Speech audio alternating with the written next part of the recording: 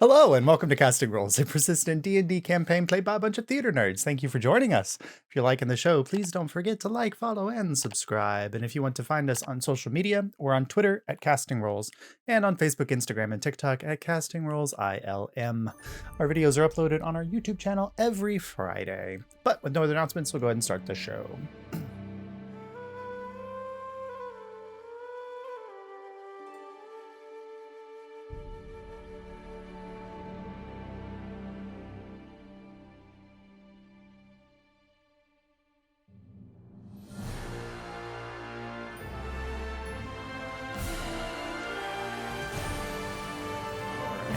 So, ticket takers, after traveling to the Lutrinian island of Evenstar Isle and arriving in Kaimana's home city of Haoli, you met with Greg the Knoll, the famous surfer on the north side of the island.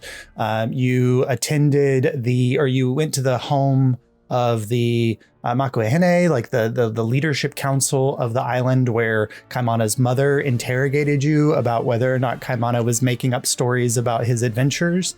And then you met Kaimana's dad, who confirmed, at least as much as he could confirm, that Kaimana is his son. You helped him also set up for the celebration and watched him then promptly knock down all of the setup that you had done.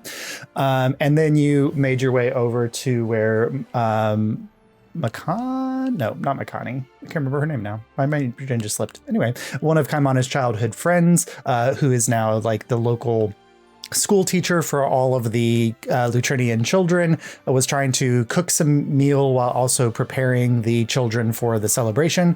And so with the help of Marlo, Able, and Juri, who gave a bath to 25 baby Lutrinians, and Saurus and Kaimana helping to cook some taro root and some plantains, as well as some other vegetables and fruits. You then gathered everybody up together, put the 25 small children on the flying carpet with Kaimana, and started heading off for the celebration. So, ticket takers, as the sun is setting in the horizon and torches are being lit all around Haole, and you make your way through the streets, the hoverboard of the carpet, just a few feet off the ground, but just jam-packed with squirming bodies. You approach the central town space. There's now a large bonfire at the central area in a pit. And then off to the side, there is a larger pit that is smoldering, and over it, roasting on a spit, you see what is definitely a small triceratops. And then you are seeing a bunch of Lutrinians approaching from many different directions, as they are coming together for the evening's festival, which is the storytelling, the spring storytelling festival. So ticket takers, as you're kind of waiting for the storytelling festival to begin, what would you like to do? Mana, are you going to participate? I feel like I have. I feel like it would save us some time down the line if I tell our story, us all meeting together and kind of all the adventures we've been on. I'm probably going to need some help. To look pointedly at Bart, like... Drew's like... We have... He's right there. I mean, Yeah, I went to school for a little bit, at least a semester. To be fair, there were a lot of things that happened before you. Mar's the one with the list of things that we can't talk about. All right, Mar will give me the list and we'll put it in like you remember the things that are on the list, right? Yes, the list. I don't like the hesitation. Makana is with you also. We're still like talking about the list. Okay. Those are the things you shouldn't talk about. No, so we're talking about the things we shouldn't be talking about. We're talking around the things we shouldn't be talking about. Yes. Oh well, that's good. Makana says, Thank you. Well, if you I'll have a private conversation that you need to have. I can take the children over to get some of the appetizers for the day, and the children immediately are like, and they're all leaping off of the carpet and just like storming. And she goes, nope, lines, and they get into two like perfectly two perfect little lines, and who's our line leader today? And Polani goes, can I be the line leader today, because I'm the cleanest?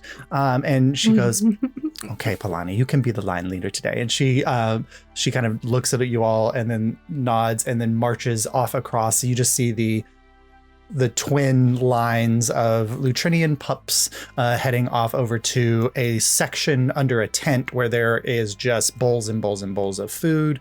Makana lays out the two bowls and the other things that she brought, and then it's like a swarm of just like Lutrinian children going after all of the appetizers. But you all are free to discuss without Makana present now. They're so cute, I may never leave. So I would just avoid anything that would be too scary, you know? Because I don't want to bring down the vibe of tonight with like really depressing topics, like, you know? So maybe just stick to like the individual adventures and how we all banded together rather than why we've done everything we've done. Does that make sense? Yeah, I get that. They would You want probably me- dig yeah. the story about the dragon. The very end. With them waking up. Yes. Yeah, Well. at least until I run it by his son. Probably. Where's his son? I start looking around to see if I can spot a young dragon anywhere. Okay, you go ahead and make a perception check. Okay. I assume he's probably like in a different, like a Lutrinian form or something, but well, that's pretty good. That is a 21. So around this time, as the sun is setting and the island is just in a wash of purple and red sunset, like a gorgeous island sunset, the adults are beginning to show up, and scanning the crowd, you immediately see adults that you've met. So you see Paina, the Mahu leader of the Makuene. You see Kaimana's mother with her, Owaluehe. You see Kaimana's father, some of the individuals that you've met, the crew of Boy Scouts who are manning the docks, all come marching up. This is not the full view of all of the adults in the village, as all of the men are still out with the Kakoa's retinue that has gone to go see the lizard folk. But you don't see anything that seems out of place, or you don't see a dragon. Yeah, probably looks like really short again. Can I scoot over to find Kaimana's mom Yeah. and ask her where this person is? Yeah, sure.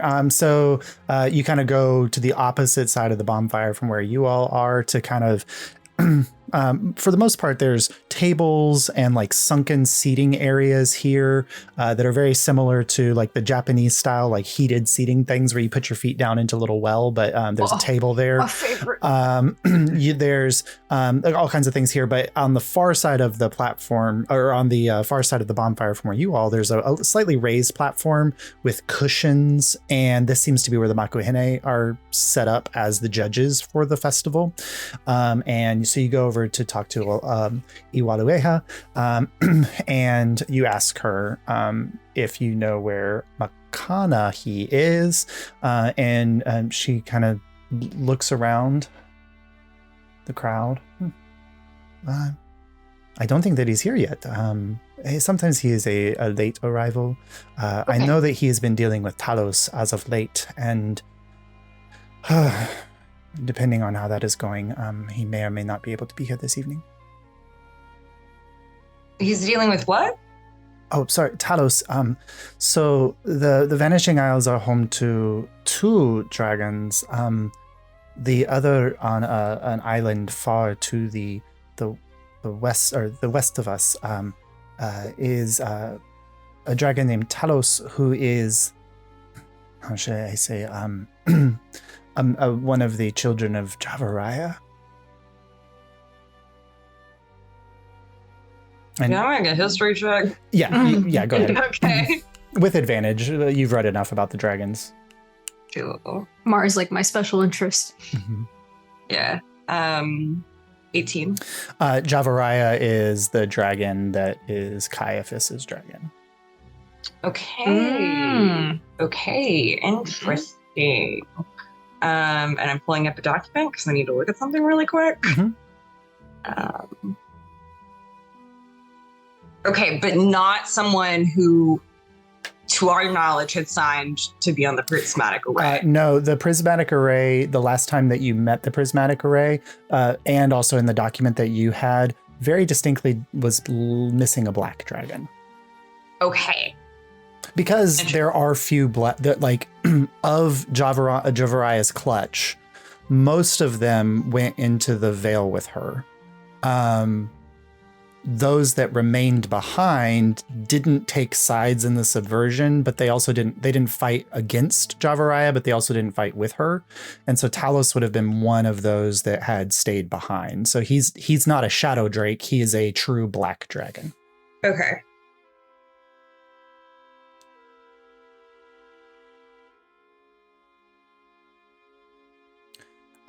He's not necessarily evil, but he is very territorial, and he has grown heightened fear with the approach of the Veil, knowing that the closer it gets, the more likely he might have to face with his mother. That is understandable. Mana knows what that's like. Well, thank you. Hope you have a good evening. If he arrives, you will notice that it is him. Okay, fantastic. Yeah. Well, so now I'm very intrigued. I gotta know what this guy looks like. All right. Anything else you all want to take care of as the adults are arriving? Food is available if you want to go grab some food for the evening and kind of claim your sitting area. You can also just all sit on the carpet as like special guests. Yeah. I just want to ask Kaimana if he wants to, like, is he going to improv this or write something, or does he want to write something with me? What are I will support you 100% and hype you up and do anything you ask me to in this moment. So I have an idea. If you want to perform the story, I will translate and do interpretive dance. Yep, let's collaborate. Well, maybe you should speak the story. I could outline it a little bit. You could do. I think you need to tell it. Okay, how's this, Josh? We spend this time between now and the competition prepping. Yeah, and Kamana, you know that there is like a solo version of the story competition. There's also a team version, so you can have as many people on your team if you want to enter the team side of it. Oh, we should all do something for it. No. Oh yeah. With Kaimana. Well, I mean, No, you don't you two have got to. this. No one's making you. Mm-mm. You two have this. Okay. Able, do you want to join us? Pyrotechnics. I think I would be better as an observer. All right. Yeah, we can be like the our job will be hyping up the crowd, I think, Perfect. during it, making sure everyone's really, really into it. All right. Juri looks like he's using 120% of his brain power right now, which is different than normal. And he's going to start helping plan this with Kaimana. Okay, perfect. You do notice Greg the Knoll saunters up and like with his surfboard and just like pops it into the sand and near the fire pit and kind of leans back against it, kind of creating a mock seat for himself.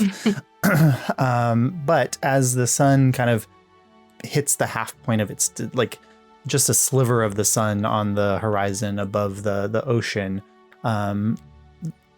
Paina, the leader of the Makuhine, stands up and she goes, "Welcome everyone to the Spring Storytelling Festival.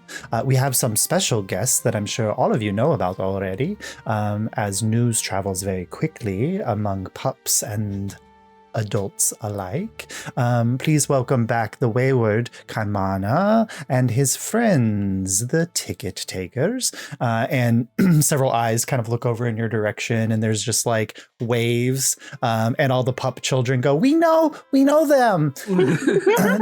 They're our best friends, except the ones that made us get clean. And they and then she kind of continues. So for this evening's festivities, of course, typical Lutrinian rules apply. There are no audience decorum expected. Please grab food as you see fit. The Triceratops looks like, and it is quite ready to be carved. And then we will begin with the solo competition, and then the group competition after that. There's only a couple people on the solo signed up already. Again, remember, you don't have to sign up. You can just take the stage if it's empty. But we are going to go ahead and begin in just a few moments. And they go back to their seat, and somebody brings them a plate of food. As you see a large Lutrinian woman with an apron on walk over and start carving slabs off of the ribs of this Triceratops and putting it on plates and handing it out to some as well. I like to think that when she did the introduction, like until she said ticket takers, like Kaimana was looking for who the like special guests were. Oh my god. All right. Does anybody want to grab food before the thing begins? Kaimana will stuff his face to like cope with stage fright, I guess. Yes. Not that he gets he's finally back amongst people who actually knows him. He's starting to get nervous. Yeah. There is a spell that it takes 10 minutes to cast, so I think I start going ahead and casting it. What is this spell? I can message it to you. I want to be surprised. Cool, perfect. Yeah. So you all watch as Juri kind of steps over and he begins to work on casting a spell, and they go from there. But then a few moments pass, and then without another announcement, an individual kind of steps up to the stage, and they begin to tell a story. And you do not have to roll an insight check to realize that the story is a lie, because the goal of the storytelling is to be entertaining and not to be necessarily truthful. But this Lutrinian is telling a story about a legend within Lutrinian culture about the sleeping mountain of Hiomoe, and that Hiomoe, and then he talks about that Hiomoe is the quiet wife of the stormy, angry mountain, Mount Shakasta, which is on the western side of the Vanishing Isles, and that once upon a time these two islands, or these two mountain peaks, were right next to each other. But Mount Shakasta wouldn't shut up, and so over time, Hiomoe moved herself further across and created the verdant, peaceful lands of Evenstar Isle, while Mount Shakasta stormed and raged across the Vanishing Isles to get his wife's attention. But after many, many generations, she was so far away that she could sleep in peace because she no longer had to listen to her blathering husband. And there's a smattering of applause, and the Makuhine kind of are taking note of the story, and you can see that each of them have flowers And after this performance, they throw out some flowers. And Kaimana, you know that this is a sign of like the amount of flowers that are thrown out by the Makuhine are usually a sign of approval or disapproval from the elements of the story. And this one, it's hard to gauge because you haven't seen any other stories told, but this one gets a modicum of flowers. And there's an old Otterkin couple next to you, and they just lean over and they go, the legend of Hiamoe. It's not like we haven't heard that like every single time that this stories festival comes around. So you can tell this is a well-trodden story. Please tell me they have crinkle candy. Oh, of course, yeah. Werther's original. It's like, yeah, pineapple flavor. The pineapple flavor, yeah. It's like wrapped up in like leaves. Yeah, banana leaf. Yeah. It's wrapped up in like nori. At this moment, as Greg the Knoll is getting up to tell a story, and Greg the Knoll starts telling a story about a massive wave that he surfed. However, about 4 or 5 sentences into the story becomes about something else. And it's almost as if Greg the Knoll has completely forgotten what the story was supposed to be. An individual kind of sits down next to you, Marlo. I look over. So sitting next to you is a male Lutrinian, tall, muscular. Most defining feature of him is he has a large scar that runs from like the top of his head down across his cheek and then onto his neck. And the part that looks interesting is that in the process that it blinded his eye. And so he has like one grayish milky eye, but the other is the most piercing blue color that you've ever seen, which is rare in Lutrinians. And he kind of just is looking at Greg the Knoll talk. And then he kind of just says, I guess no one else can see it, but there's a blade that you carry that's quite interesting. Yeah, you want to take a walk with me real quick? Unless you're really invested in this story, then we can stay. If you can tell me what the plot of this story is, then I'd be happy to finish listening to it. Yeah, let's go. Okay. So he stands with you and the two of you saunter off. Yeah. Kaimana doesn't notice because he is completely enraptured with Greg's story. I quickly like tell the group like I'm going off with this, and I promise I will be back by the time that y'all get on stage. Yeah. Juri is like spellcasting, but like. So all of you do notice the when the Otterkin stands up, dark fur, but it's like almost like raven colored. So when the light hits it, there's just shimmers of blue in the dark fur colors of this otter that's walking away with Marlo. Is this like a hot otter? I mean, yes, of course. By otter standards, hell yeah. By Lutrinian standards, super hot. Yeah. All right. Yeah, but how tall is he? Like, is he tall for a Lutrinian or like? He is tall for Lutrinian. He's about 6 feet tall. Yeah. 6 feet tall. 5'10" or whatever. Yeah, he's the tallest. He's taller than me. He's the tallest Lutrinian here. Yeah, by about a foot, the tallest Lutrinian here. Good lord. Yeah, cool. And so he kind of walks away with you, and he just kind of says, "I don't recommend, unless you've had it before, that you try the Triceratops. It doesn't always go well with unprepared stomachs." Yeah, no, I don't. I'm not a meat eater, so that's fine. Perfect. Yeah, so I'll summon the sword, but like not in a way where I'm like, like I just summon it like in my hand, down, resting, I'm in attack mode. I'll kind of just hold it out to him, like,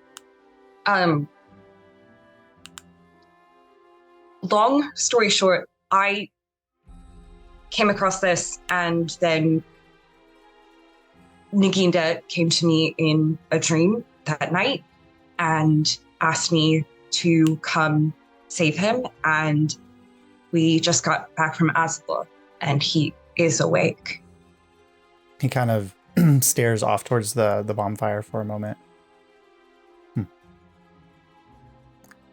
an odd thing when you are only a wormling and your parent vanishes to hear that he is now awake. Do you know where he went? Yeah, so all of the dragons, in theory, should be waking up. And so he's running to go make sure that happens and goes well.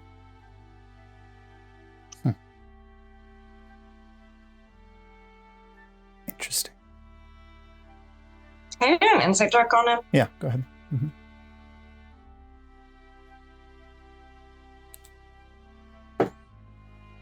There's a 23. Okay. It's difficult to read. He's you can tell from with the 23 insight that he is I'm sorry, it's a 25. 25. You can tell the 25 insight that he is a very guarded individual. But you can definitely sense that there is a lot of conflicting emotion that is playing in across his face. That there's a little bit of excitement, but there's also apprehension.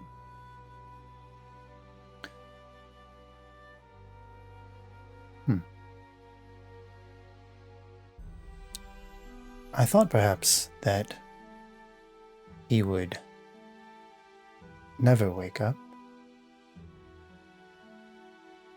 What does the world look like without Empyreans and gods? You've got my cousins planning war,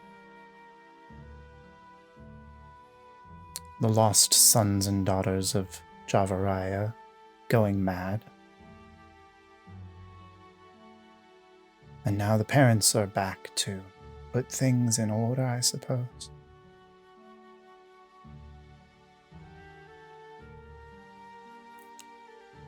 I couldn't tell you. Armon was going directly for Naginda while he was still asleep to sacrifice him to become a god.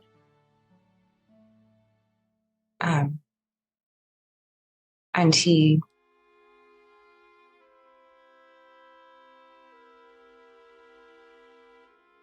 didn't have much time to see what the world is now, because there's only so much I could tell him during dreams. But I know he did mention that he was excited to reconnect with his family.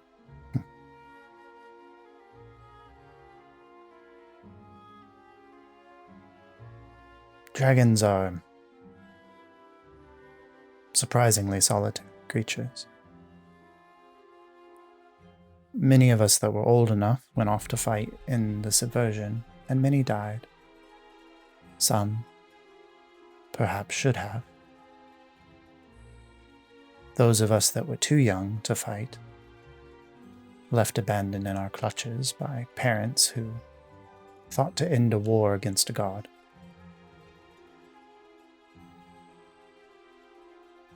We will see what reconnection looks like. We will. Makes for an interesting story. Are you competing tonight? Sadly not. Mm-mm. Wow. But I think a really good one is going to be coming up soon, if you'd like to see that.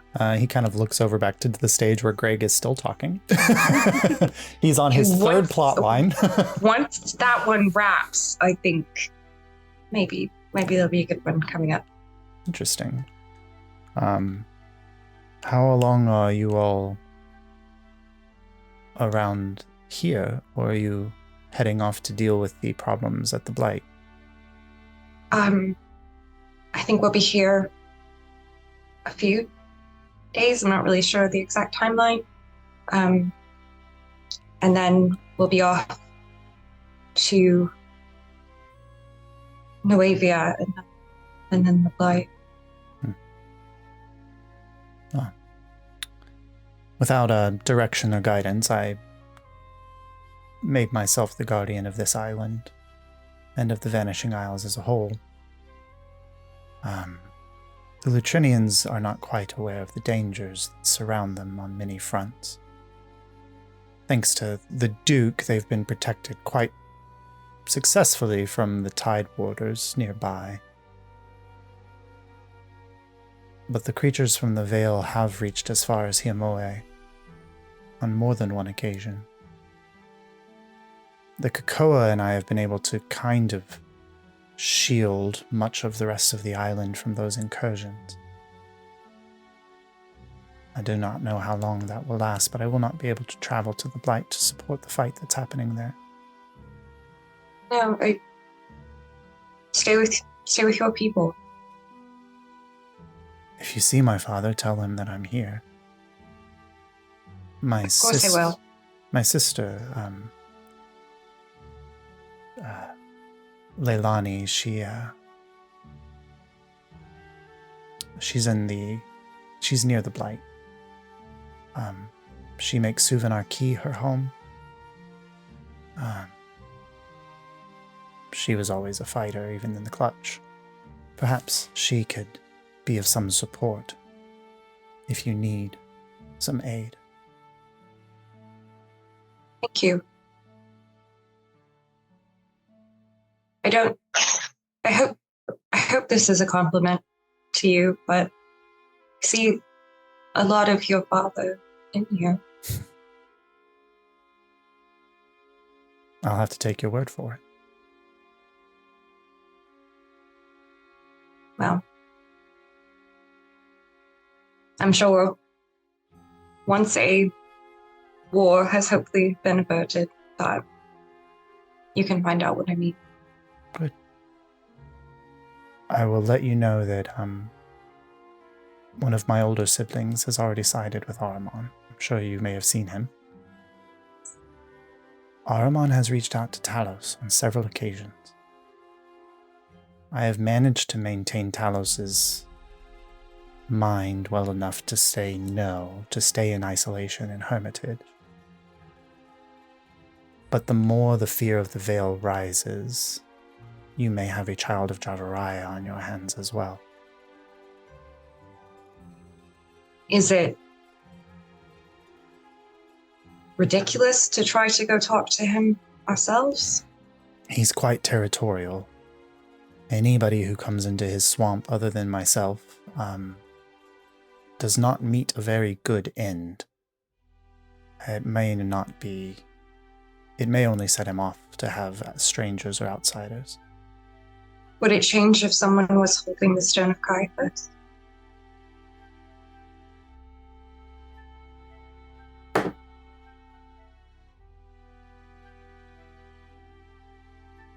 Perhaps.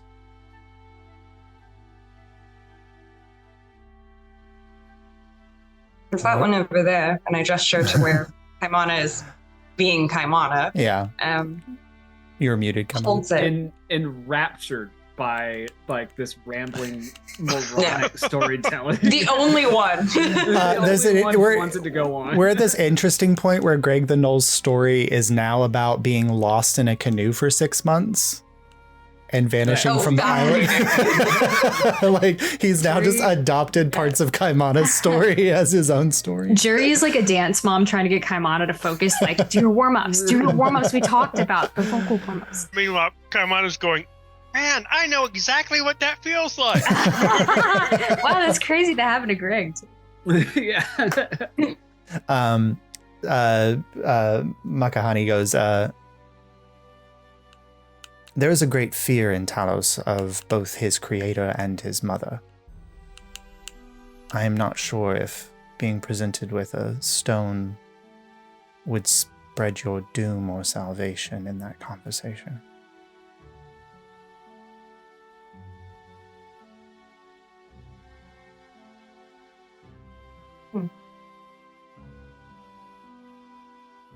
I just hate to leave without trying. Well, the island is not far. It's I noticed your ship when you came in. Probably half a day or so. A day by air. It is one of the more populated islands. There is a collection of human people who've set an establishment on the north shore there. The southern tip is blighted by the poison of Talos's lair. It is possible. But if you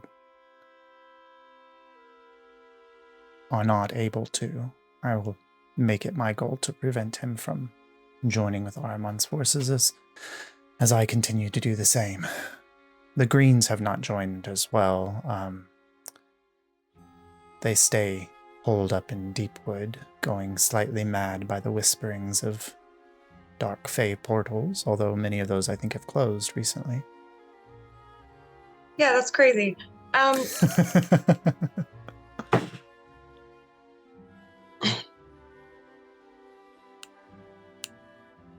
don't know if this would be helpful in your dealings with Talos, but there is a significant part of Ahriman's forces, the leader of the Tidewaters, and I don't know how many else of them, that it is a devil and is working directly with the devils for the side of Vale. So trusting Ahriman is not exactly a wise choice if one truly wants the destruction. If he were to believe it, that news enough would be probably enough to keep Talos locked away in his swamp for sure. There's few things that those who once were children of Caiaphas fear more than the things that Caiaphas dreamt up in his nightmares. He kind of looks the opposite direction from the sun, where far beyond where the horizon here exists. You know that the veil must rest. Well, it is true. So, I don't know. I mean, I kind of have to hold on to the journal entries for proof. Sorry about. I kind of have to show Ahriman because I mean, it's you don't care. This is irrelevant to you. The information enough is to plant a seed of fear. Yes. In my next conversation with Talos, I can share that if you are not able to communicate it to him yourself. Yeah, we'll figure it out, but thank you. Of course. So much. Keep the sword safe. Will do. Can I hug you? You look like you need a hug. He kind of says, the Lutrinians are so standoffish whenever I come. They somewhat... I don't know how they see me. I would love a hug, yes. Okay, yeah. I hugged this dude. This dude had big, I need a hug energy. He kind of, the pure sinewy muscular structure is soft in your grasp as he leans in for maybe the first hug that this child of a dragon has had in 200 years. Dude, these dragons are so sad. Yeah. They go around hugging every dragon, just like all the dragons. Their life. Imagine if Ahriman just needed a hug. Do we have proof that is not the case? That's true. Yeah. Yes. So I will. With that, I will invite. This dragon's name that I can't remember. McConaughey. Back over to sit with us. Okay. He comes over and kind of plops down next to you all as Greg finally finishes his story, which does involve a kraken for some reason at the end.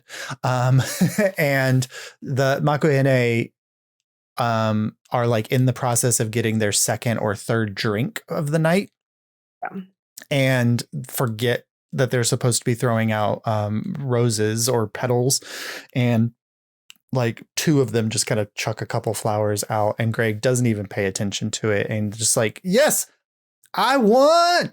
I'm the winner. And goes back over and sits down at his surfboard. You all wait a moment, and no one else rises for the solo competition portion of the storytelling evening. And then there's moments of just dead air as people are milling about, and you do notice that people are starting to drink, and there's apparently a large bucket or a large hollowed out tree log that they have filled with some kind of liquid the adults are going to very regularly, and are swatting the paws away of all of the pups that are interested in this particular punch. And Makahani kind of looks over and goes, it's quite good. I recommend only one glass if you have a low constitution, though. And he points at two Lutrinians who are at this point just like passed out and snoring in the corner. But you are also noticing like a weird like pairings begin to taking shape among the adults. And there's like a few like thruples that are kind of getting close together on couches and things. And Kaimana is mostly unaware of all of this happening, but the more adult members of the party can clearly see that this is the reason why they have a festival every evening is so that they can continue their people as there's some of that going. But finally, about 10 minutes pass or so, and I will say Juri had one drink, and then he's like, tell me not to go on stage and info dump about my parents. I need you to not let me do this. Don't do that. I'm not going to act it all out, but I will say that like Kaimana is going to do a solo. Oh, okay. Which would be his story from getting lost in the canoe to winding up in Broadfield. Oh, the prequel. Oh, the So, pre-story. So this is also an element of the story that many of the ticket takers haven't heard. So if you want to give the highlights, come on. So again, I can't begin to do this in character because I just need to keep track of where it all is in my brain. But yeah, you're fine. So he wakes up in a canoe, like deep out at sea, far from land. Comes to the realization of what has happened and spends about an hour just deciding whether to try to go home or just keep going towards where he thinks there might be land. And he comes to the realization that it's probably easier to go ahead than to go back. And so he decides to go ahead and experiences the world every day being something new that is amazing to him. So many new tastes and flavors from one city and one town to the other. He first gets picked up by a passing boat, and almost when he gets to Bogtown, he has kind of his awakening as a druid. And it also happens to be where he finds the first Tide Bomb, which he just thinks is a really shiny rock, and takes it with him. And then he continues to tell stories traveling up the river, heading towards Broadfield, and he definitely gets sidetracked 2 or 3 times about like talking like just about plants and animals and like describing things in a scientific botanical way, but as done by a 5-year-old. Like there's terminology for this, and it ends with him seeing the town of Broadfield, the massive airship. What's wrong? docking tower. Mm-hmm. That was under construction. Yeah. Good. Go ahead and roll a performance check, Kaimana. There's a few things that Kaimana in his telling forgets names, forgets places and things. But I rolled a 3. A 3. Yeah. But the random ship that picks Kaimana up is like from the description is the Seablade and the Seablade crew. And however, Kaimana, having literally just been with the Seablade crew less than like 3 days ago, forgets to mention their names or their things. And he does talk about meeting the druid Namayane Ula, which you all realize like, oh, we've met her, but also forgets to mention her, like getting lost in the particulars of plants and animals and creatures and just glossing over people in general. But the legendary Lutrinian of Bogtown story does get communicated in a roughshod way. But your mother, Kaimana, is throwing out bouquets of flowers. The other Makuhine are much more reserved in their judgments. I rolled a 12, so Juri didn't cry at Kaimana's story. Oh, but he wanted to. Yeah. Oh, Misty Head. Right. But as Kaimana kind of steps down and there's a lull, eventually you all watch as a crew of 5 pups get up on stage to tell a story. And you immediately recognize one of them is Polani. And then there's 4 other pups that are all telling a story. And you can see Makana like nearby going, okay, just like we practiced. And they're like, okay, we are the 5 Lutrinian pups, and we are going to tell a story about the worst day of our lives. And Polani's like, it was such a bad day that it scared me white. And everyone like laughs. And they proceed to tell a story about having to get a bath. Oh, no. And there are 3 like evil witches who are forcing them to get baths. And one Just happened to look like one is tall with blue hair and a kind disposition. One is covered in many shiny things, and the other was really nice for about 5 seconds, and then That's Juri's regular description of himself. And they tell this story with many embellishments, and then halfway through the story, Polani goes, this is a lie. It's not actually about you, Mar. It's just, this was the inspiration. It's okay. And I nod understandingly. And then like at the end, they're like, but because we took the bath, and even though it was the worst day of our lives, we were rewarded with amazing gifts. And one of them, who you can tell was the Michelin Man one, holds up the little shiny piece that Able gave them and just presses the button as the illusory image pops up, and everyone's like, oh my gosh, that's so cool. And then it goes away, and then it pops up again. Oh my gosh, that's so cool. And then the Makuhine shower them with many rose petals as the 5 Lutrinians march off the stage. And then Makani is like, oh, that you did such a beautiful job.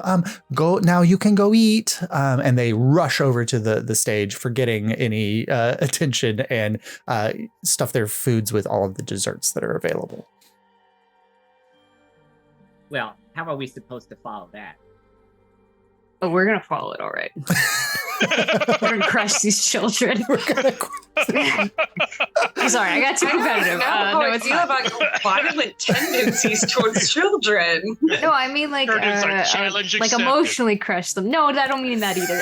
Sorry, I got like wrapped up in the moment. All right, I but feel normal. no one Juri's else gonna approaches use the stage. One of the children as a weapon against the other children. All right, come on, are you ready? Mhm. I did that in Baldur's Gate. You can throw a goblin child at a goblin child. You can. That is true. Yep, and it's an achievement. I gotta go back and get that. Right.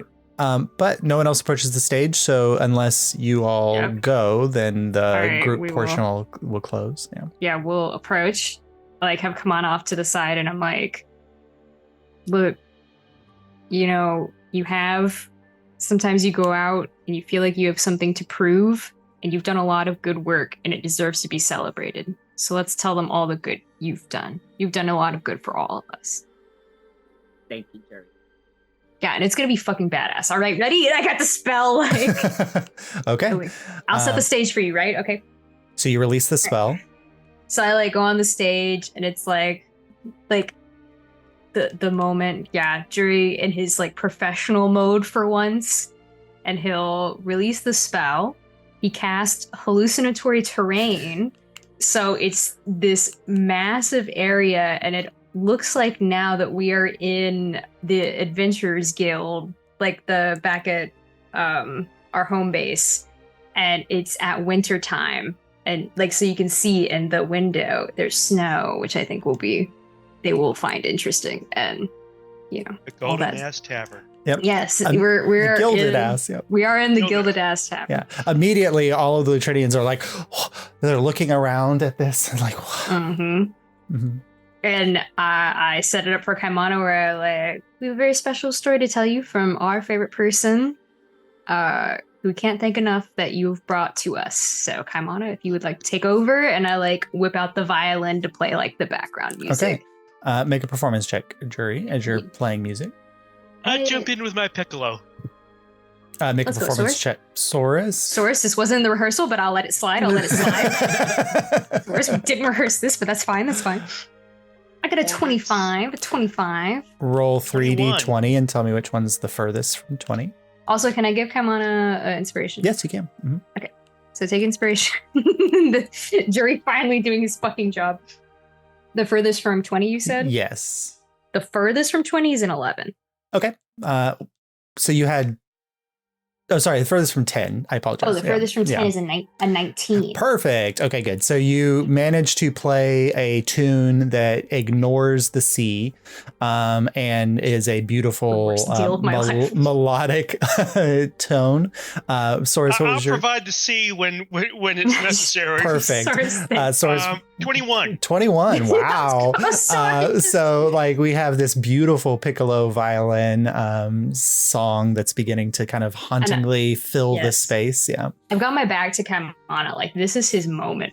Cool. All right. And then Kaimana gets up to tell the story of the ticket takers. All right. Kaimana? Getting ready, Kaimana will have changed into what he was wearing when he first did arrive. So he's going to have removed all of his magic items. He's going to, aside from some graying around the muzzle and a weird tattoo, he's going to look very much like he did when he first showed up. And he's gonna walk in and be like, the town of Broadfield, a place where a young Lutrinian will come and face his destiny. But first, shiny things must be found. And from there, he leads into the founding of ticket takers. And unlike before, very much colored by Kaimana's own personal experience. The fact that he was kind of there bouncing off of these different people, a dragonborn with the drums, a rat with a gat, this very, very quiet and to Kaimana at the time, stern swordswoman and a being possessed in of things of Able. He's probably going to describe Able as having no two devices are ever the same. He's not going to have, even at this point, put together that Able uses the same device through his power for all these things. It's going to be something new every single time Able does something interesting. And yeah, he'll tell the story, touching more on the emotions and the places than actual fact. he's definitely dumbing it down. Mhm. So like not even getting into like place names aside from like Broadfield. It's like he's talking about going to the mountains or going to the forest and painting with very odd brushstrokes. All right. So as you tell the story of the Ticketeers, go ahead and make a performance check with advantage from the help of Juri and Saurus. And how much is my bardic inspiration? D10. You can choose to roll it after too. Yeah, you can. Yeah. Yes, because you already have advantage, so there's no reason to. Okay. Use that. Yeah. There we go. All right, so that is a 18. An 18. go. So all of you watch as finding themselves in the recreated Gilded Ass Tavern Snow, which by itself is a what the fuck is that moment for many of the Lutrinians who've never seen snow before, especially the pups, who get to the walls of the Gilded Ass and are like about to lean against them and then just fall through because it's a hallucinatory, and then they like pop back. And so part of the story at the beginning, where is this halting, like, is Kaimana just telling us the same story again about getting to Broadfield, where you just watch pups like jumping in and out from like the into the hallucinatory terrain and then out again, and they're just like playing this like back and forth. But as the story builds and swells and each of you is introduced, and the emotions of these high moments of a beautiful team working together, the beautiful moments of family and celebration, the toned down, so not too scary, but the moments of conflict and the moments of potential danger, you just slowly watch as even in this like mystically created place, it's almost like the Lutrinians all turn towards Kaimana, and it becomes an interesting moment where it does look like an entire town of people sitting inside of a bar listening to a storyteller. Juri, there's a moment of incredible pride as you watch Kaimana, because for the first time in a very, very long time, the party doesn't have just one bard, it has two.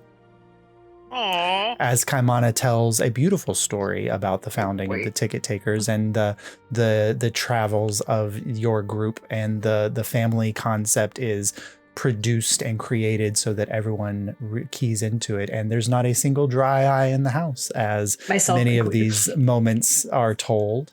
And then at the end there is an uproarious applause and explosion of sound as many of the Lutrinians, who have often viewed Kaimana as kind of a weird or standoffish individual, rush to the stage and lift him up and are throwing him into the air, and Paina, the Makuhine, as all of the other Makuhine are showering the stage with petals of flowers, stands up with the last of her two bouquets, and they throw them to the stage.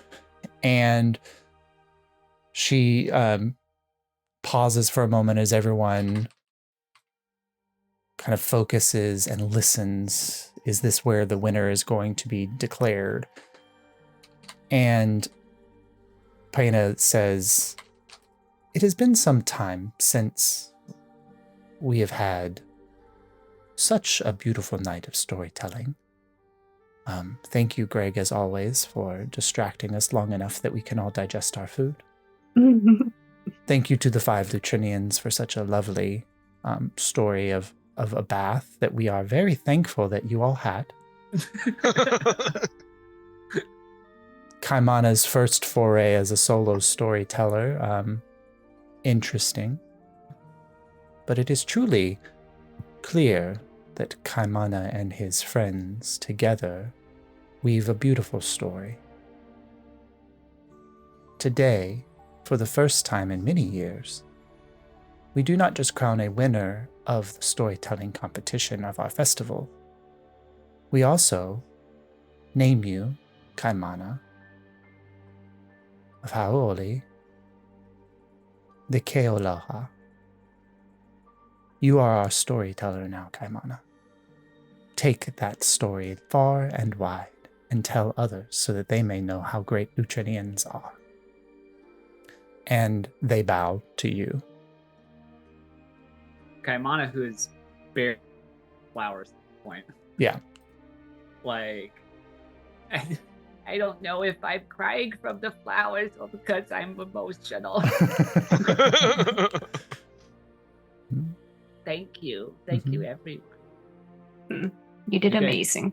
He's going to get Group hug! Yeah, he's going to get in and get a hug from the Yes. ticket takers. And everyone, all of the Lutrinians kind of around you, kind of cheering. And then slowly as that kind of fades away and everyone's either going to nosh or going to like find a partner and disappear off into the night, or the children who are already like dead asleep because it is way past their bedtime and they're being lifted up by reluctant mothers and fathers and being carried back to their places. Slowly this space kind of disperses and then the ticket takers find themselves mostly alone in this space, but with many shouts of praise as the Lutrinians head home for the evening and thanks for a beautiful night of storytelling. The Kealoha, Kaimana, you know, is the poet and storyteller. The last one was Kit's mother. And so it's been some time since she has competed and has been a storyteller. Ever since Kit left the village, she swore off telling stories. Mm-hmm. And I'll just leave the hallucinatory terrain up. It can stay up. It stays up for 24 hours. You don't have to concentrate. Perfect, yeah. So I'll just leave it there if they want to fuck with it. People walking in and out of it, like trying to sit on furniture, and they just like I fall just picture them through. trying to open the door and then just... Yeah. I've had this spell for so long and took it just for flavor, and I'm so happy. It's pretty. I mean, it's not great. Yeah, it's not great for. I mean, it's good for some things. Unless you convince people that there's a bridge somewhere that there's not. Oh, Baldur's Gate. Oh, it's great. It's great if you're defending Yeah. a castle because you can dig pit True. traps Yep. for like the Yes, cavalry yes. charge and make it look like it's a nice green, and they come Yeah. charging and bad things happen. But I literally just took it for flavor for Juri. Yeah. It's great. It is towards the end when you weren't sure if it was a reflection of the hallucinatory terrain or something, but as you all are kind of walking together, that under the moonlight, you really truly do notice this oddity. The first that you've seen it. Kaimana's shadow is not a shadow. What is it? So you Josh. might have thought that it was just a part of the hallucinatory terrain, but when Kaimana walks out of the shadow, it continues. It is not black. He has a shadow that is white. What? Hey, Mono, what the fuck is that? Yeah.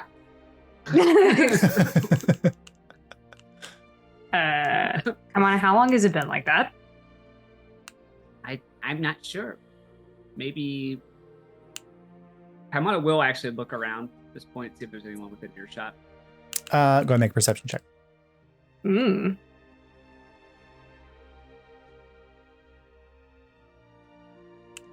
20. The only individual, like the other adults and children have kind of slunk away. You do see Makahani like sitting at the edge in the darkness, like looking out over the village and looking out past the village to the seas. Like not yet ready to go back to his home at Homoe Peak and just kind of watching the town. But you get the sense he might be far enough away that he can't hear you. Yeah, I'll whisper. I think it happened after my kind of talk with you know who. Oh, interesting. Can I roll like religion or arcana? Like, does this make any sense to me? Yeah, you can roll either religion or arcana. You can tell me which one you roll. I'm gonna roll religion on this. Okay, go ahead. I got a 16. So you've never heard of anybody's shadow changing color. but you feel like you might have noticed it earlier if it was just like the conversations that Kaimana had been having with the stone. That perhaps this might be a side effect of what occurred when Kaimana not only was interacting with the stone, but also became a barrowmore. That this might be tied to those who walk with the shadow have an alternate representation of their own shadows.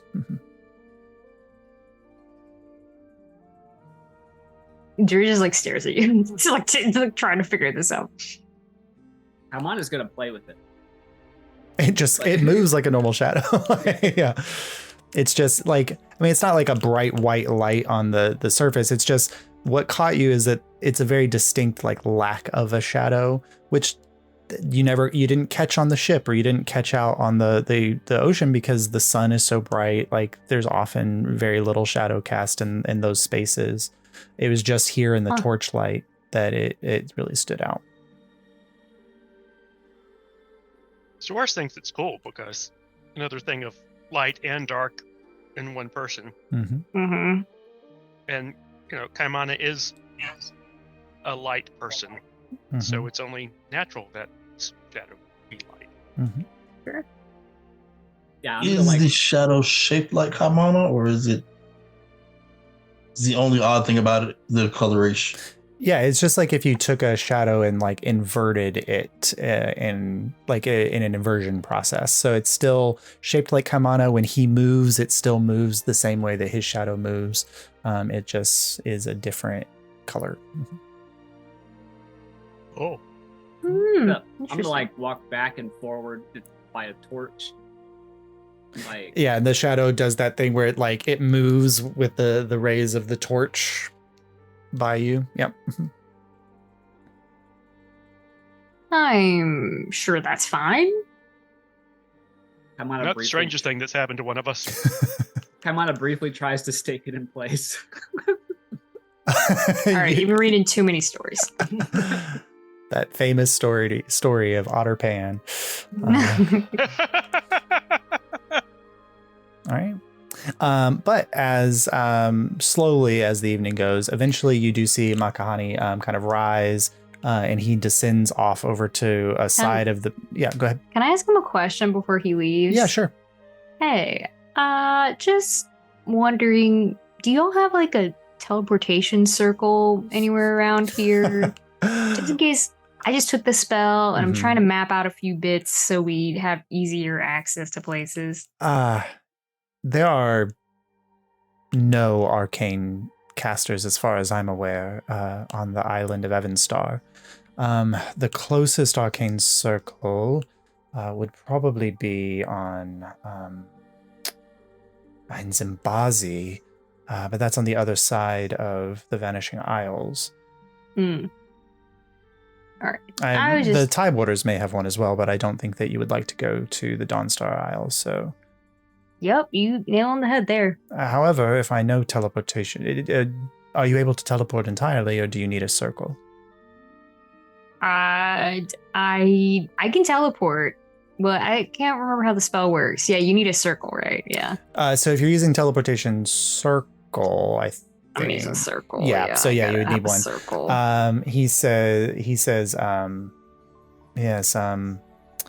However, I believe your friend is familiar enough with the island, and he kind of like pats a tree nearby. He can probably get you home or get you somewhere if you need to return here quickly. True. Thank you. Appreciate it. Yes. But when the Lutrinians discover arcane magic, it may be the day that I find a new home. I don't think they'd remember to do it every day for a year anyway. So I just don't think that's going to happen for them. No. And it does protect from outside influences as much as possible as well. So True. Anything else I can help you with? Nope. That's all I was asking. Thank you for everything. We're going to try our best to fix things that are happening here, so. I trust, marching with the new champion of Suvanar, that is the case. And he gets to like the edge of this area where there's like a slight cliff, and he just jumps off of it and kind of fades into darkness a little bit. But then you just see a dragon form appear and then fly off over this, kind of circling around the city a little bit, and then off towards the distant peak of Hiamoe, where he calls home. Did you know he was a dragon, Kaimana? Kaimana's standing there slack No idea. That was in there. That's what I figured. Like he knew him his whole life. But Yeah, like, that's never what I assumed. figured. You never put it together. Yeah. Kaimana would have met Makahani before, but yeah. All right. But as the evening, anything that you all would like to do this evening before you bed down, there are no, you guys didn't book rooms. You can go back. There's inns in the wharf. But also, Kaimana, you know that there are many just general outdoor sleeping areas in the village where anybody can bed down and in a hammock or in a pile of pillows over in a corner. This whole area is open to sleeping arrangements as well. However you would all like to do that. I would go check in on the twins, see how they liked their island. Okay. Oh, true. So you guys want to head back to the ship? Yeah, that's fine. Cool. So you make your way back to the ship. Did you want to check do on something? Alyria. Yeah. Huh? I thought I had something. Oh, okay. So you guys make your way back towards the ship. And the wharf district, even at this point of night, is a little bit livelier. This is definitely where the young adult Lutrinians come to party and play when all of the other older adults with responsibilities have gone to sleep.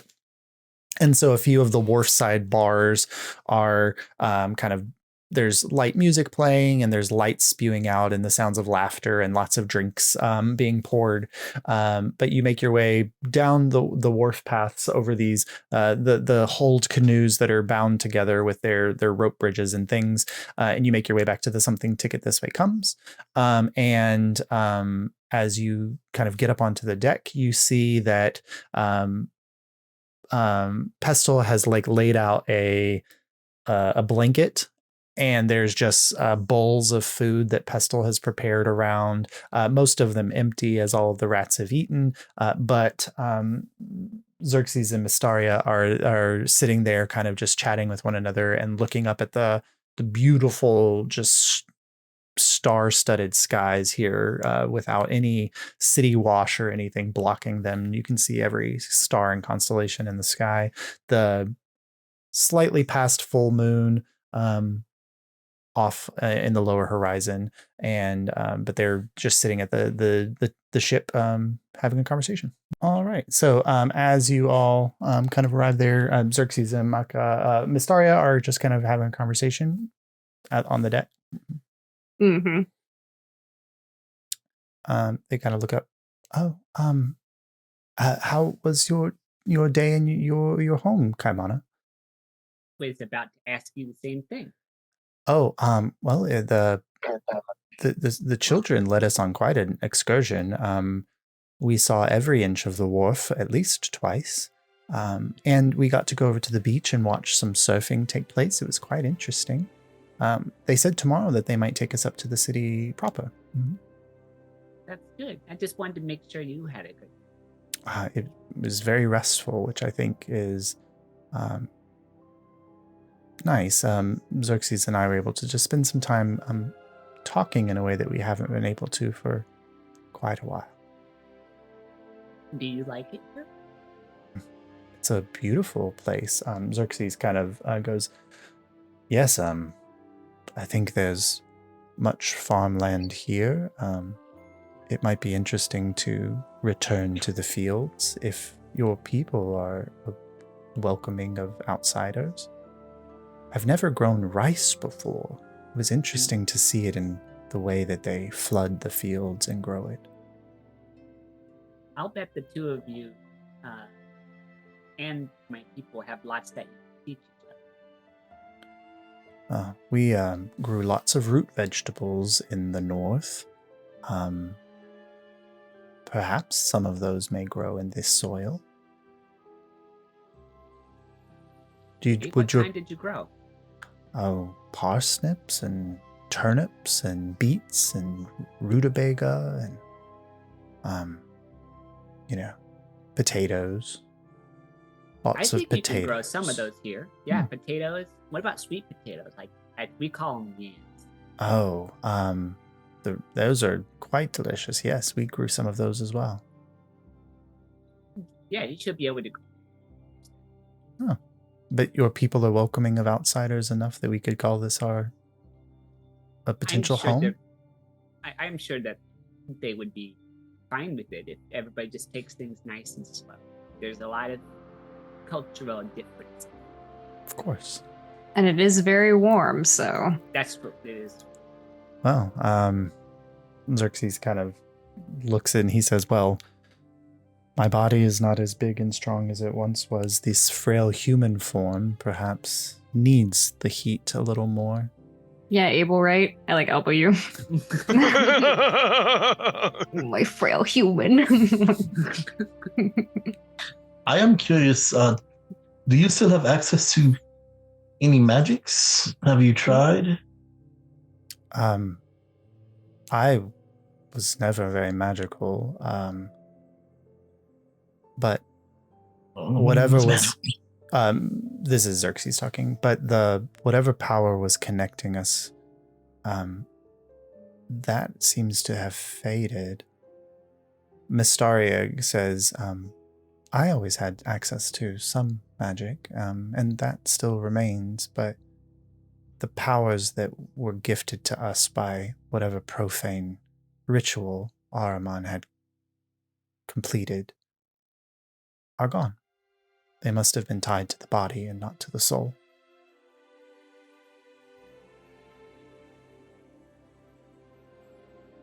Probably for the best. Yeah, I hope the new start's been treating you well. It's been taking some adjustment. I don't hit my head on things. She smiles, but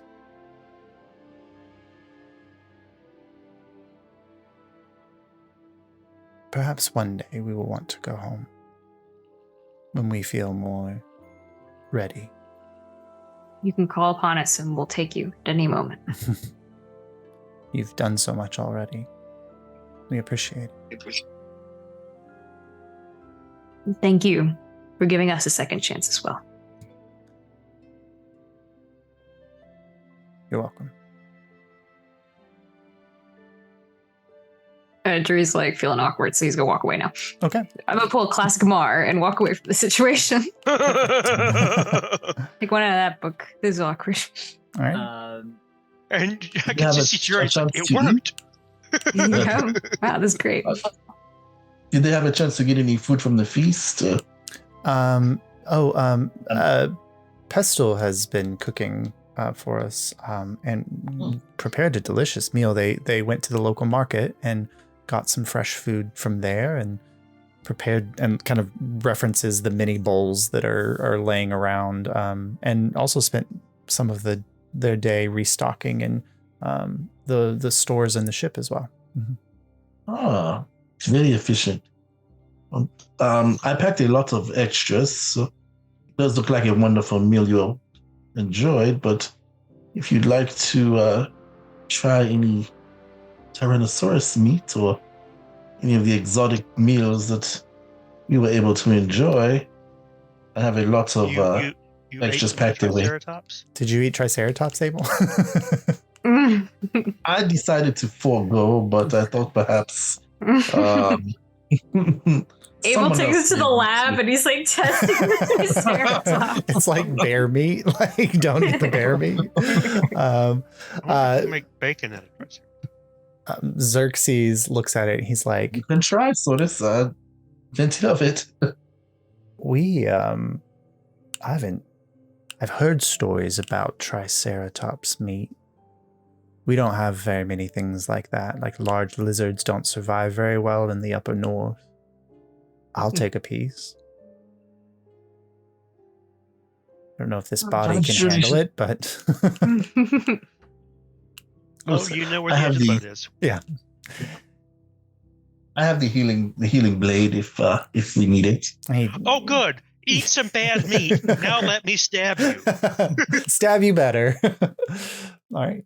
He kind of takes it and like cuts off a sliver and it is trying it and dipping it in various sauces that Pestle has created, and it's just like it's a little dry. I picture it like beef jerky. Yeah, tough. Not a lot of fat to make on the. Mm-hmm. Right. Anything Come else? on, it looks. Yeah, like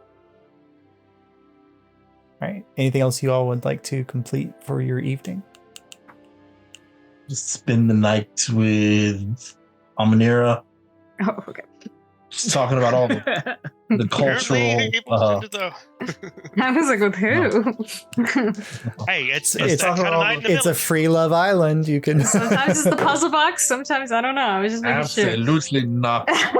No, I just want to talk about all the cultural things that I observed with the Lutrinians on their island with Amanira. And okay. Do you have Yeah, time it's on there to color line. provide color commentary? yes, okay. we'll sit down with give- Kamado so he can put it in context for us. Yeah, I'll give the local words for everything. Yeah.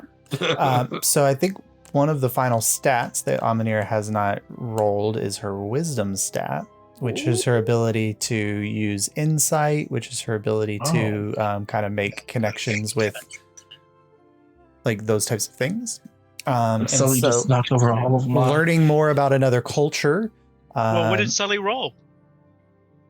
I don't. Sully Well, rolls she didn't natural roll the 20s D6s, always. I feel, Yeah. so. I rolled a 21 for wisdom. She Crazy. always does. Yeah, I'm sure Sully the Wise. Sully the Wise.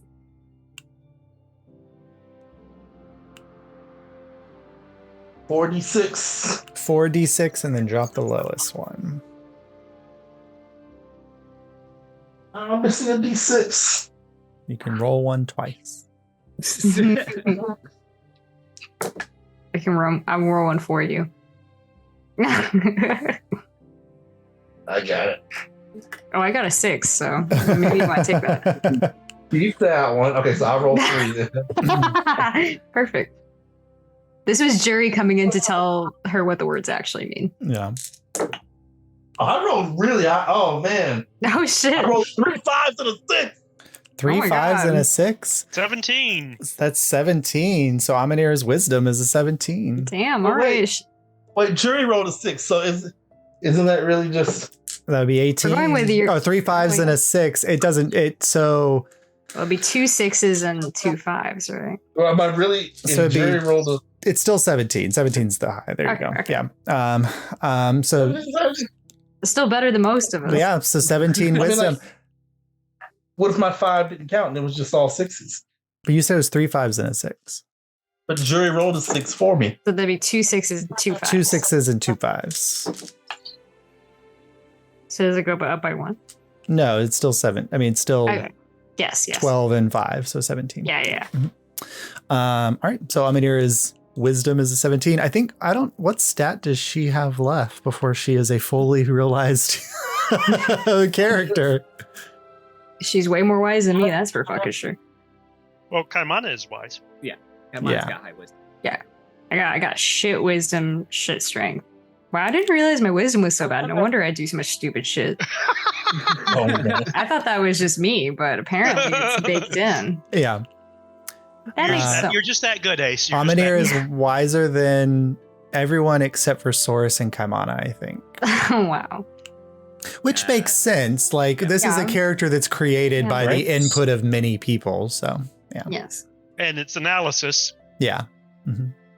But as you're talking to Amaniri, you just see her like slowly like building connections between different cultures that she's interacted with and heard about, and the way that the rats interact and talk about each other.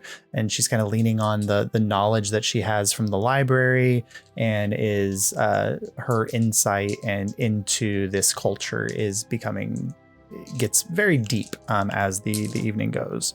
All right. Anybody else with your evening, anything you want to accomplish before you all bed down for the evening? Yeah, can I send some messages?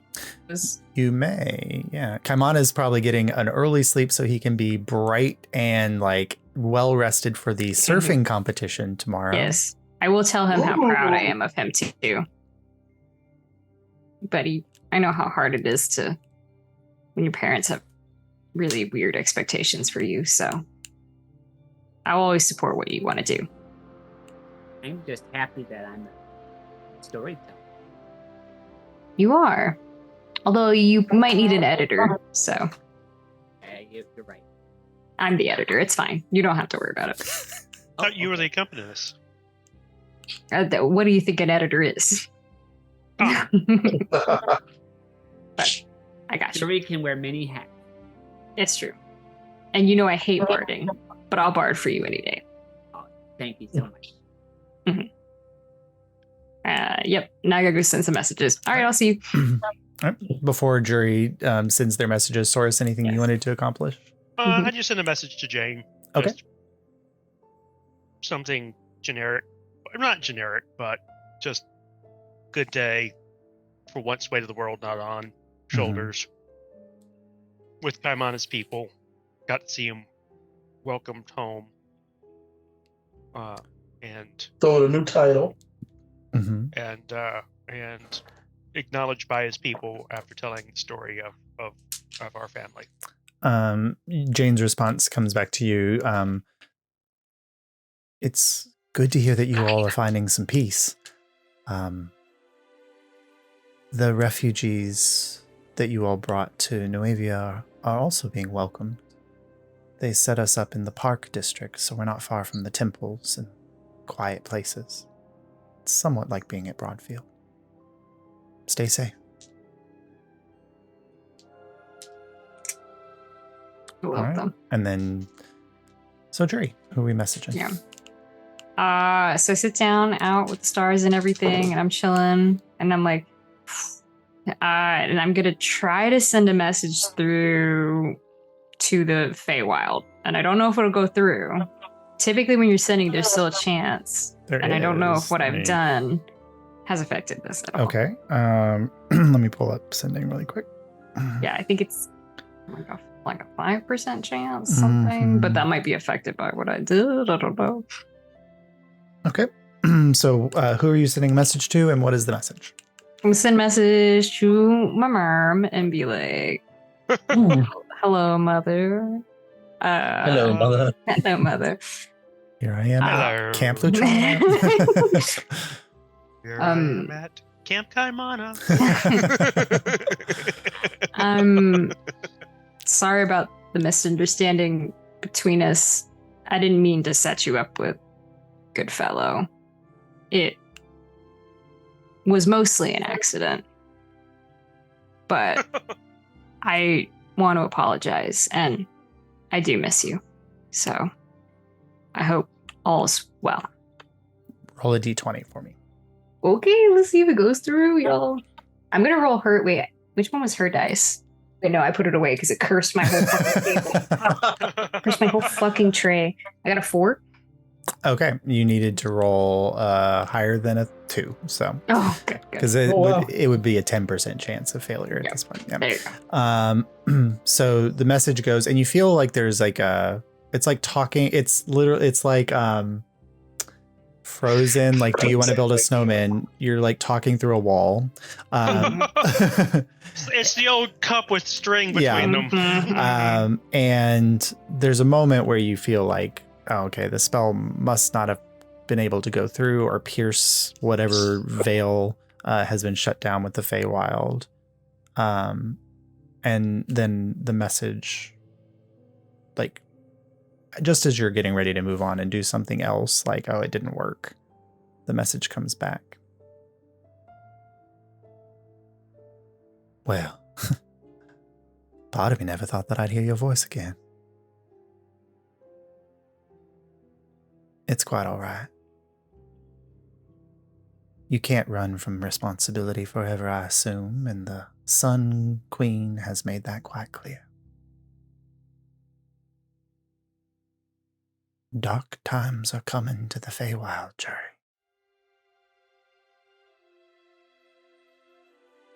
It's good the door is closed. Sight with us, we do it. And that's all she says. That was Now ominous play. as that was ominous as fuck. What the hell, Mom? Cool. I will send a second message to Nairoy and be like, hey, I didn't message you back. That's awkward. The Vanishing Isles. And hope everything's fine where you are. Yep. I got you something. Well, and he just like says more words that stutter until it cuts off. So there's a moment, and then like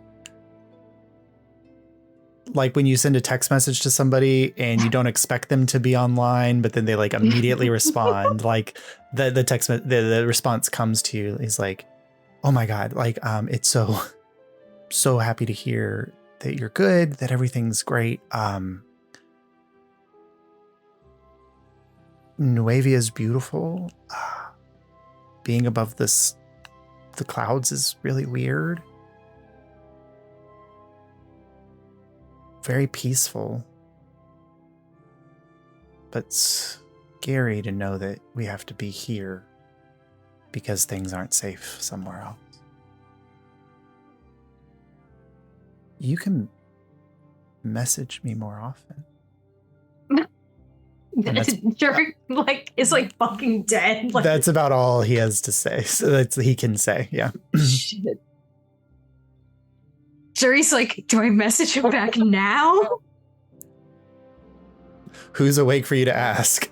Aminira, who Hey, now has I like bust into the Amanir thing with Able, and I'm like, hey Able, if a guy said I should message, should I like immediately message him, or is that like in a future I should message him later? You're asking me? Yes, you've been in like one relationship that's as much as me, so Logically, I would think if he says to message him and he wants you to message him. like right now I just messaged him and he messaged back. Do I message again? Do I double message? What does that mean?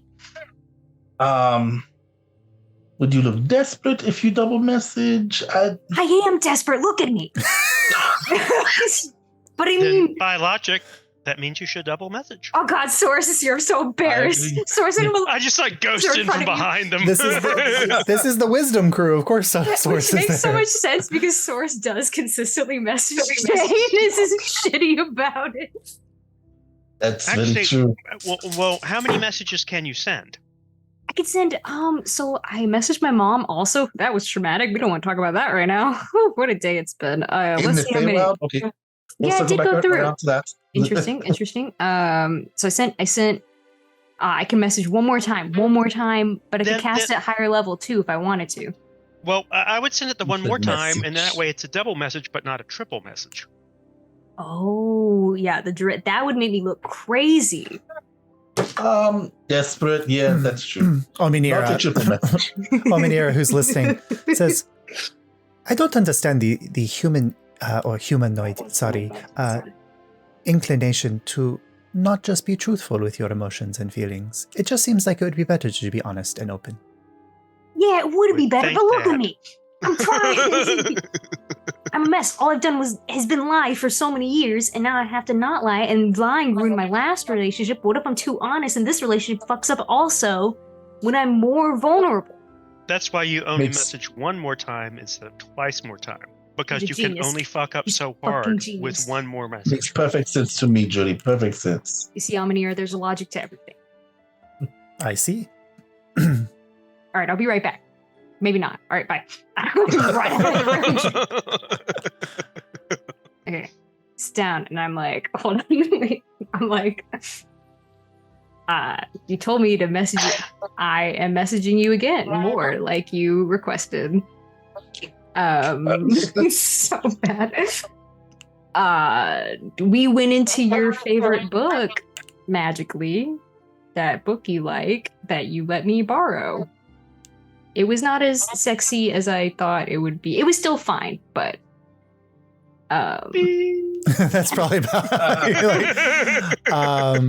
and I boop. Yeah. Shit, that was not the ideal second message. Yeah. That's so weird. I don't remember letting you borrow my favorite book. Are you talking about Virgin Meadows? How embarrassing. It was the worst double message I could have sent. You went inside. Okay. I like the double message.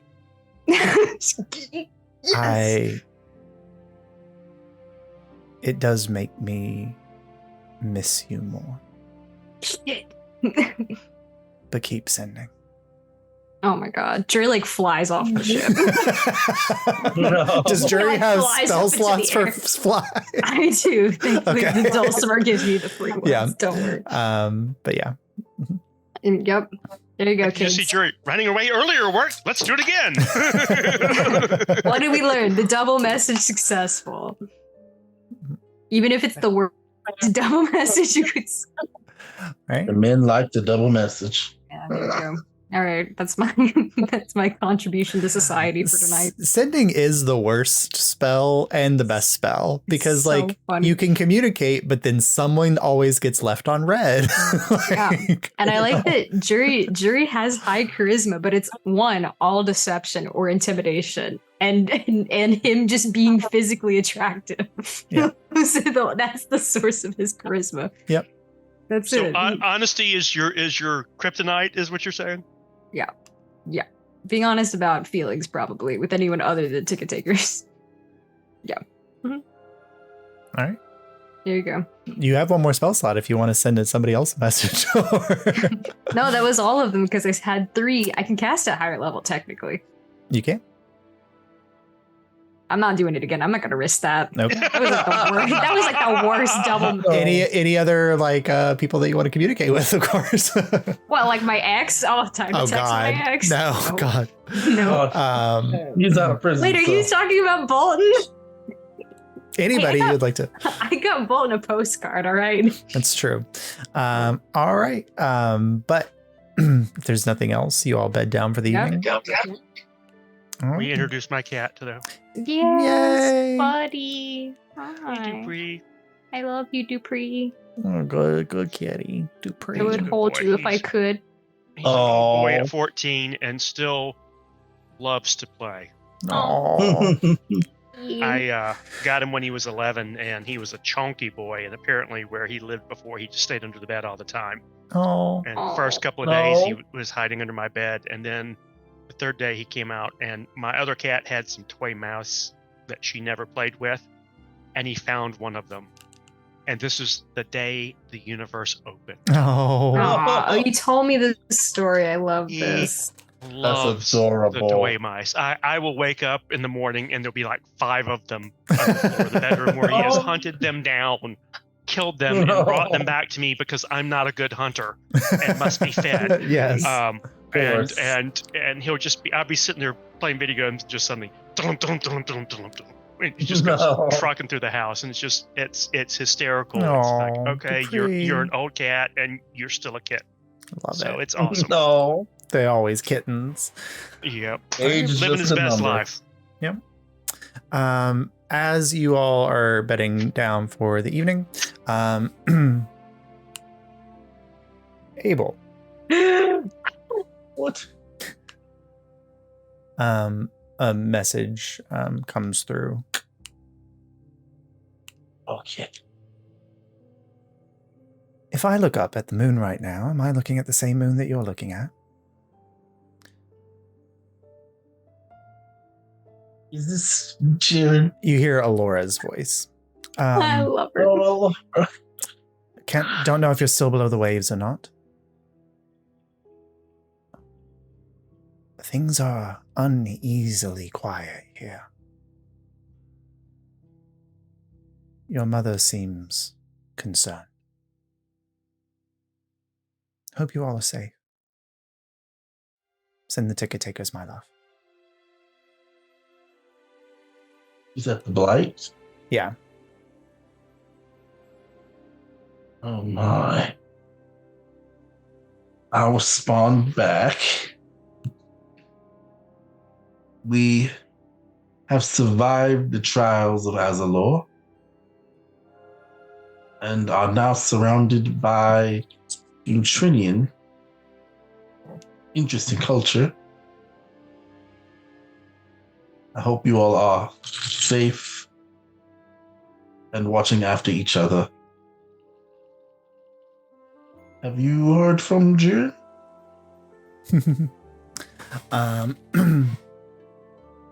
The message goes through, and she. So quiet, I can spend more spell slots on this. A double message on it. The bestie double message. It means there's Yeah. trouble.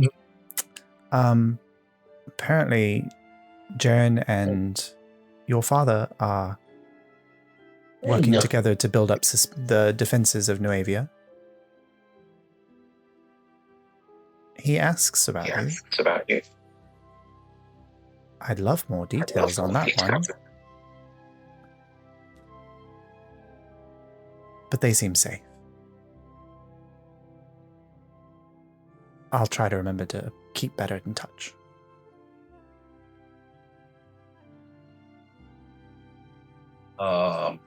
And I'll respond.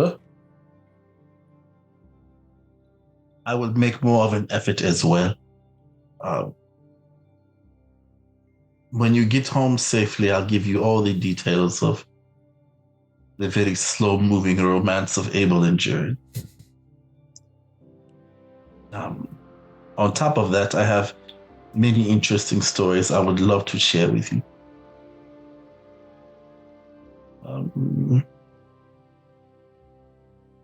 That's it, really. Yep.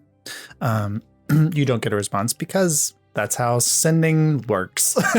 But the message is delivered. Right. Any other things you'd like to accomplish before you sleep? Can I spend my sleep in the puzzle box, clutching a mischievous mechanical hummingbird?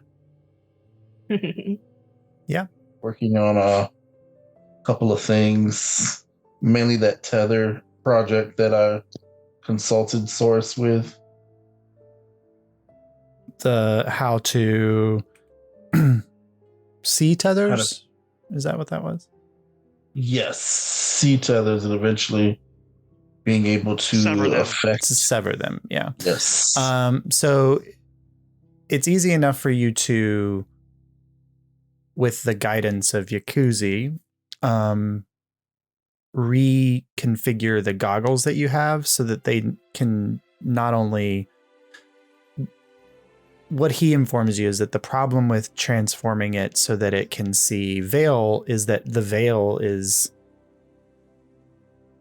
like it would be a blinding thing if you got close to the actual veil itself. And so he helps you like turn down the contrast on the goggles so that you can just see things that are affected by veil energies. It will make it slightly more difficult to spot other portals to other planes of existence because of the contrast level that you have to create with the goggles. So the DC on that would be slightly higher. But you would now be able, like if you were to look at Saurus, you would be able to see how many tethers Saurus has pulled, or if somebody else is actively using tethers. Go ahead and make a Arcana check, and Yakuzi's going to do the same. Arcana Get his ass, Able. more than meets the eye. Says.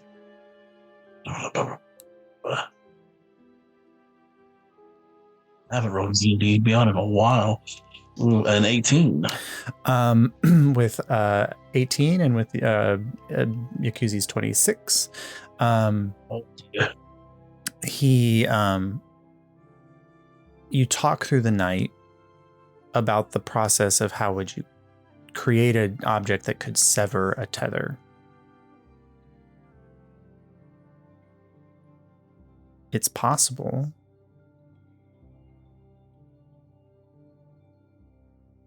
But it could cost a piece of someone's soul. What? The power to pull and sever tethers exists because a soul has been manipulated in some way. Can I do an insight check on him? Is this just him trying to maybe prove a point and turn me into a bloodbender? Yes, go ahead.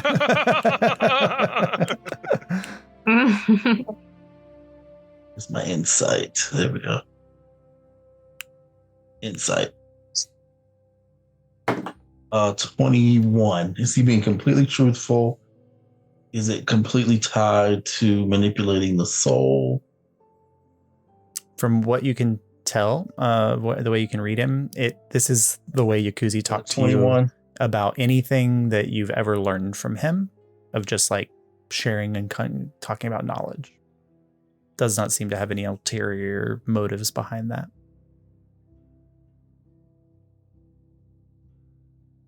I don't know if I like the way you worded that. Okay, all right. I'm always going to word it like, you think you're safe. Okay. Pretty much, unless you roll a 35, it's could be anything. No, my favorite is like, you roll a 35 on stealth. You think you're pretty stealthy. Like, Oh, scary. Yes. Yep. All right. So I'll make the notations of what he's advising based off his knowledge of working with the Veil and with Veil creatures. And we'll end our session. Do you tell him at all? I mean, like, is he aware of any of the magical items that your group has come into contact with, or are you keeping that information from him? The magical items that we come into contact. I know we have the staff that Kamana has. We have more recent ones, or yeah, since Azalor, because anything that you had in Noavia, he would have clocked on you.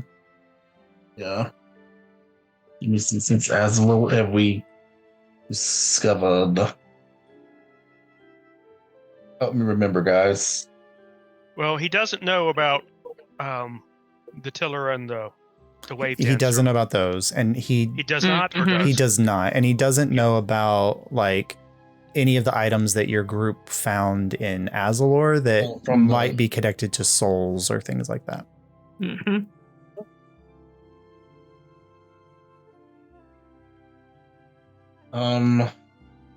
Sure, I'll mention them, I think. Not all, just the soul related stuff, I guess. The moment you mention the dagger that you all found, Dagger. he says,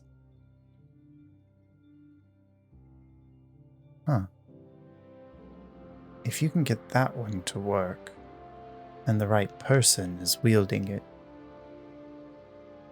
perhaps they would not have to sacrifice a piece of their soul. But their soul is probably already tainted if it can work. What was the name of the dagger? Can't remember the name of it. It's in Kamana's inventory. Okay, dagger. Yeah. Yeah, it was the one. Yeah, the fucked up fucking one. It's the skeletal key. The skeletal key, yeah. The one that if you stab into somebody's heart, it can lock their soul in their body. Kamana has that, right? Yeah. Yep. Why did we give it to him? Because I'm he's a Barrymore. trying. to remember why. There was a whole conversation in which Juri was like, you have to use it if we're going to give it to you. And Kamada was like, sure. Oh, okay. It also does something else, doesn't it? If you put it in a door, it'll either lock the door or unlock the Oh. door. Yeah. Oh, so I excused the really dangerous part Yeah. because of the utility of it. Yeah. Nice. Well, also, if Sounds like Kaimana me. needed to save someone, like they're dying, we don't have spare the dying. Right. He could put this into Oh, them. that's right. And it It would locks their preserve the soul. body You know what? long enough. Sounds like a 10 wisdom decision I would make. Yep. It's like there are way worse things that could happen, but in the Yes. we're completely screwed. This is the Yes. last ditch Hail Mary that might let somebody come out the other side. Yeah. It's awesome. I have a +10 to hit with that thing. It's like the Ooh. most likely thing I've got to hit. Yeah. Because it's a plus. Why does I think it's a +2 dagger anyway. So Yeah. yeah. Mhm. Why does he think that the soul will have to already be corrupted to be able to wield the? Tainted, not corrupted. Why does he think that? He says, the one who created the veil, who created the shadow, the god of death, works with the essence of souls themselves. A dagger that can lock a soul away, that will not travel beyond the veil to whatever awaits us when our souls expire here. That dagger could potentially sever the stuff of Caiaphas. Of course, your friend might have to have connections to Caiaphas in some way. He doesn't, does he? I can't say that he does. Make a deception But check. was Let's- done No, talk. let him finish saying Okay, go because ahead, he yeah. may be telling the truth. Maybe. Okay, go ahead. Yeah. Aren't we all connected to Caiaphas if we die? Make a deception to check with advantage. Yeah, good try, Ronnie. God. Okay, let's see. Deception? You sure not just like religion? Nope. Or You know what you did. Because you know what Kamana keeps in his pocket. Yeah. I got a nature check. I got a +6 to nature. Well, you're not in nature, are you? You're lying. I love how often Able attempts lies when Able's deception is like so good. yeah, it's like such So a good good. character Well, choice. Well, it's also the way Ronnie sets it up with his yes. What are the odds? That is a 14. A14. Why are you like this? Oh, Sully. Get down. Yakuzi makes no acknowledgement of what you've said. Hmm. He just listens to you as if he believes what you said. Well, I think that is enough for tonight. I must get some rest, and I'm sure your exciting life is tiresome as well these days. Just they bring me books. I read. I sleep. I wait to see if you will come and call. Sounds like a joy. It is. Thank you for your assistance. Good night, Abe. Good night. And then Abel falls asleep. Anything else? As I guess everyone else is asleep at this point. All right. Yep. So as the slowly kind of the rise and fall of the ship in the ocean, which is not the way you normally sleep on the ship in the air, kind of rocks all of you to a slumber after your night of festivals and celebrations, with the knowledge that not only is tomorrow the surfing day, but it is Kaimana's birthday. Oh, yeah. We will go ahead and end there and pick up next week. Right. Sounds Good night, good. everybody. Thank you all. Good night. Night, everybody. Yes. Have a good night, guys.